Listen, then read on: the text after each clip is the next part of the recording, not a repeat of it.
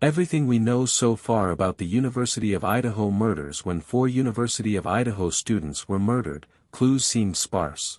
Here's what led police to arrest suspect Bryan Kohberger and what's next for his trial. This story interested you? Come with me, on November 13, 2022, for University of Idaho students, Kaylee Goncalves, 21, Madison Mogen, 21, Xana Kernodle, 20, and Ethan Chapin, 20, were murdered in an off-campus residence in the college town of Moscow, Idaho. Goncalves, Mogen, and Kernodle were roommates there. Chapin was Kernodle's boyfriend and was staying there on the night of the attack. For Moscow, which had not seen a murder since 2015, these killings seemed incomprehensible.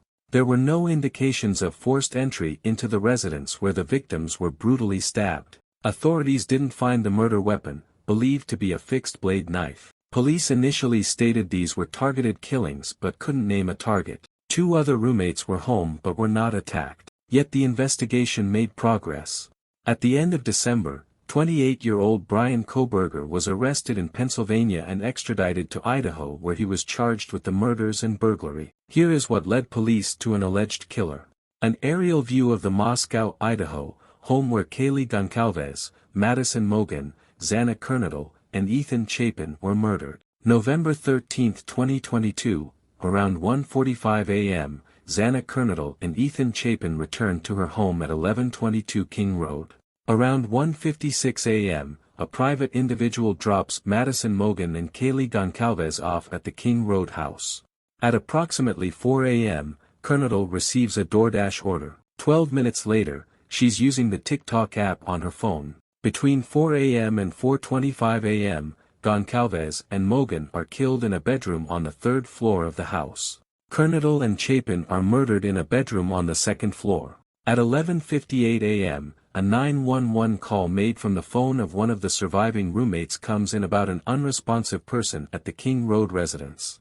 Responding authorities discover the dead bodies.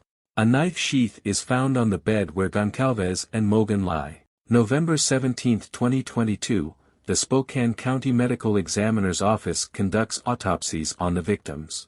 The Latah County coroner shares initial information that all 4 were stabbed multiple times. The coroner stated the victims were likely asleep when they were attacked, though some had defensive wounds. None of the victims show signs of sexual assault. November 20, 2022, during a press conference about the investigation, Moscow Police Captain Roger Lanier mentions the 2 unharmed roommates, later named as Dylan Mortensen and Bethany Funk, were home at the time of the murders. He says neither is considered a suspect. According to an affidavit of probable cause released on January 5, 2023, a roommate, identified as DM, told authorities she woke up in her 2nd-floor bedroom around 4 a.m. on November 13 when she heard noise coming from upstairs. A short time later, she thought she heard Goncalves say, "There's someone here." She then heard crying from the direction of Kernodle's room and heard a male voice say, "It's okay, I'm going to help you." DM next opened her door and saw a man dressed in black with a mask over the lower part of his face. She describes him as 5 foot 10 inch or taller, male, not very muscular, but athletically built with bushy eyebrows. DM says she was frozen with shock as this unknown man walked past her toward a sliding glass door at the back of the house.